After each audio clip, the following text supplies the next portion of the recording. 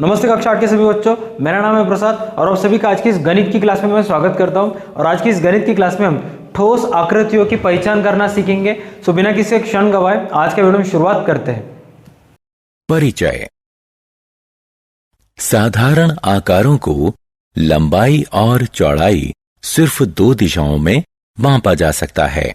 उनमें गहराई या ऊंचाई नहीं होती। उनमें केवल समतल, धरातल, भुजाएं, कोण और शीर्ष होते हैं। इन्हें द्विविमीय आकृतियां कहा जाता है, जैसे वर्ग, आयत, वृत्त, त्रिभुज। त्रिविमीय आकारों में गहराई होती है। इनका मापन 3 दिशाओं लंबाई, चौड़ाई और ऊंचाई में किया जा सकता है। उनमें एक से ज्यादा फलक और कई किनारे या कोर होते हैं। त्रिविमीय आकारों में द्विविमीय आकारों से ज्यादा कोण और शीर्ष होते हैं, जैसे कि घन, घनाभ, बेलन, प्रिज्म, पिरामिड इत्यादि। उद्देश्य। इस पाठ के अंत में आप निम्न करने में सक्षम हो जाएंगे: द्विविमीय और त्रिविमीय आकारों को पहचानना, त्रिविमीय आकार के विभिन्न दृश्य पहचानना, मानचित्र की सहायता से किसी स्थान को पहचानना, विभिन्न वस्तुओं के फलक, कोर और शीर्ष को परिभाषित करना, बहुफलक और उत्तल बहुफलक को परिभाषित करना, प्रिज्म के बारे में बताना, पिरामिड की चर्चा करना, ऑयलर सूत्र का प्रयोग करना।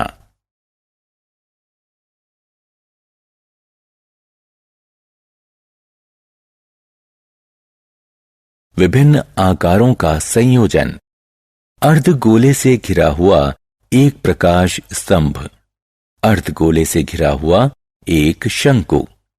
उपरोक्त आकार विभिन्न आकारों का संयोजन है। हम इन आकारों का प्रयोग अपने दैनिक जीवन में करते हैं।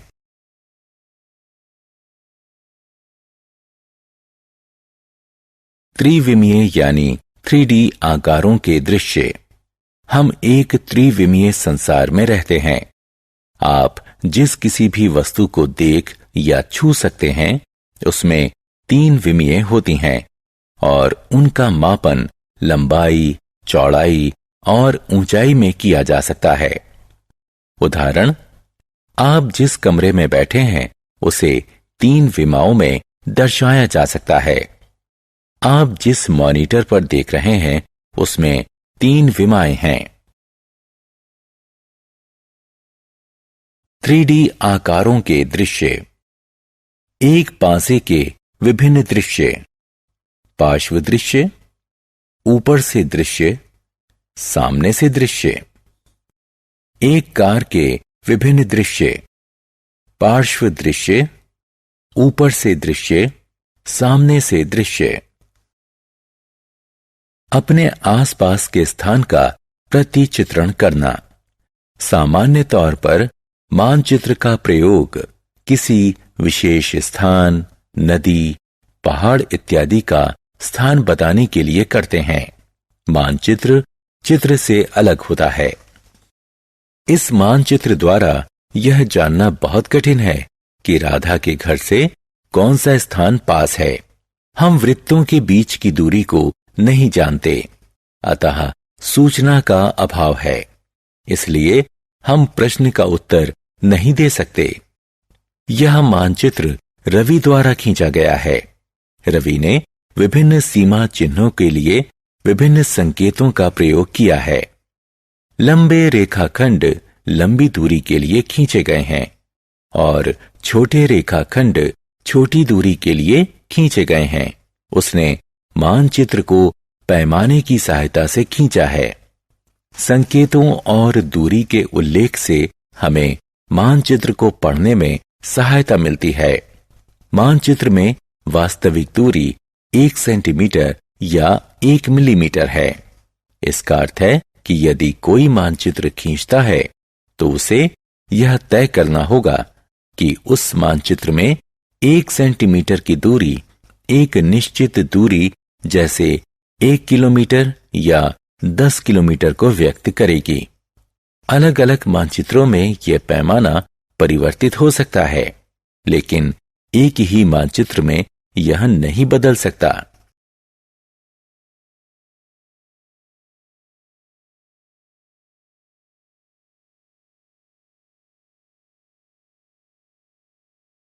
फलक, किनारे और शीर्ष। फलक किसी ठोस के बहुभुजीय क्षेत्र को फलक कहते हैं। किनारे वह रेखाखंड जिसके अनुदिश 2 फलक मिलते हैं। शीर्ष वह बिंदु जहां 3 या ज्यादा फलक मिलते हैं।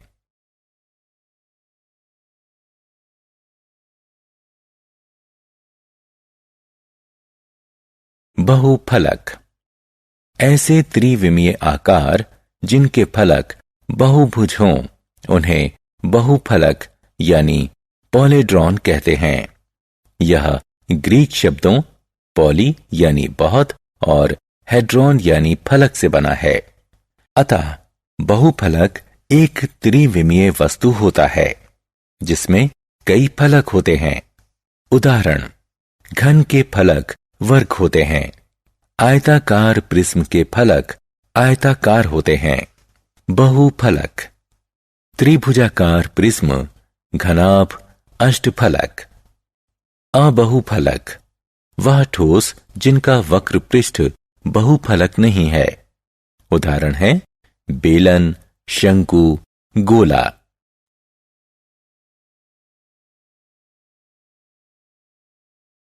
उत्तल बहुफलक यदि किसी बहुफलक के पृष्ठ के 2 बिंदुओं फलक, शीर्ष और किनारे को मिलाने वाला रेखाखंड पृष्ठ पर स्थित हो और स्वयं को काटता ना हो, उसे उत्तल बहुफलक कहते हैं। हम जानते हैं कि किसी बहुभुज के किन्हीं 2 शीर्षों को मिलाने वाला रेखाखंड बहुभुज पर स्थित नहीं हो तो उसे उत्तल बहुभुज नहीं कहते हैं। इसी प्रकार हम बहुफलक को परिभाषित कर सकते हैं। नीचे दिए गए उदाहरण उत्तल बहुफलक नहीं है। बहुफलक जो उत्तल बहुफलक नहीं है: छोटा तार्कित द्वादश फलक, बड़ा तार्कित द्वादश फलक, बड़ा विंश फलक, बड़ा द्वादश फलक।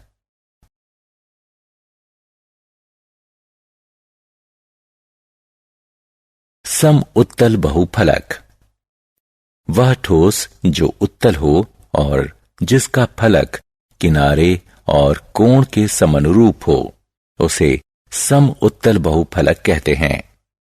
चतुष्फलक, घन, अष्टफलक, द्वादश फलक और विंश फलक जैसे ठोस सम उत्तर बहुफलक के उदाहरण हैं।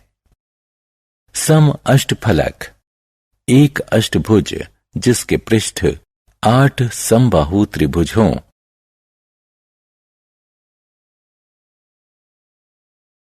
प्रिज्म प्रिज्म एक विशेष प्रकार का बहुफलक होता है। इसके 2 सिरे होते हैं जो एक ही आकार और आमाप के होते हैं। ये सिरे एक दूसरे के समांतर होते हैं और आयत से विभाजित होते हैं। किसी प्रिज्म का नाम उसके आधार के आकार के अनुसार रखा जाता है। उदाहरण के लिए प्रिज्म ABCDE और ABCDE के आधार समान बहुभुज हैं जो एक दूसरे के समांतर हैं। इसके पृष्ठ हैं आयत AA, BB, BB, CC, CCDD, DDEE और EEAA। AA, BB, CC इत्यादि पार्श्व किनारे हैं। प्रिज्म को उनके आधार के अनुसार परिभाषित करते हैं। त्रिभुजाकार प्रिज्म वह प्रिज्म जो 2 त्रिभुजाकार आधारों और 3 आयताकार पृष्ठों से बना हो। पंचभुजीय प्रिज्म। यदि किसी प्रिज्म का आधार पंचभुज हो तो उस प्रिज्म को पंचभुजीय प्रिज्म कहते हैं। किसी प्रिज्म के पार्श्व किनारे आधार के लंबवत हों तो उसे समप्रिज्म कहते हैं, और ऐसा ना हो तो उसे असम प्रिज्म कहते हैं। पिरामिड। एक ऐसा ठोस आकार जिसका आधार एक बहुभुज हो और जिसके पृष्ठ त्रिभुजाकार हों तथा एक ही शीर्ष पर मिलते हों। कुछ पिरामिडों का आधार वर्ग होता है, जैसे मिस्र के पिरामिड। ऐसे पिरामिड को वर्गाकार पिरामिड कहते हैं। त्रिभुजाकार पिरामिड को चतुष्फलक कहते हैं।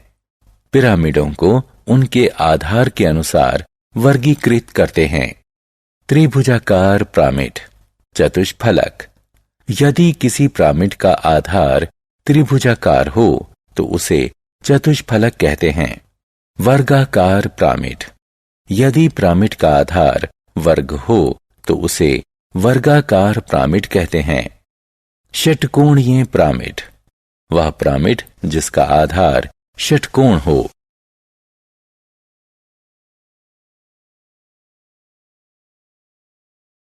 सारांश। आइए हमने जो कुछ सीखा है उसे संक्षेप में दोहराएं। द्विविमीय आकारों को लंबाई और चौड़ाई में मापा जाता है। त्रिविमीय आकारों को लंबाई, चौड़ाई और ऊंचाई में मापा जाता है।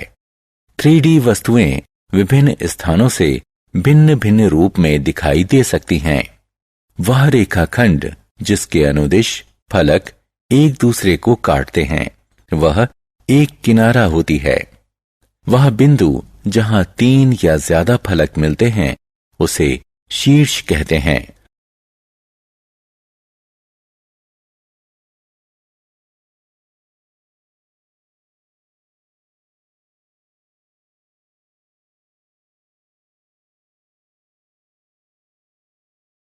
एक त्रिविमीय आकृति जिसके फलक बहुभुज हों उसे बहुफलक कहते हैं। प्रिज्म और पिरामिड दोनों का नामकरण उनके आधार के अनुसार होता है।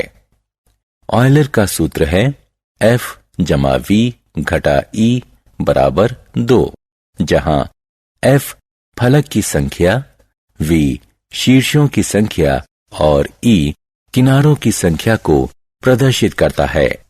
यह संबंध किसी भी बहुफलक के लिए सत्य है।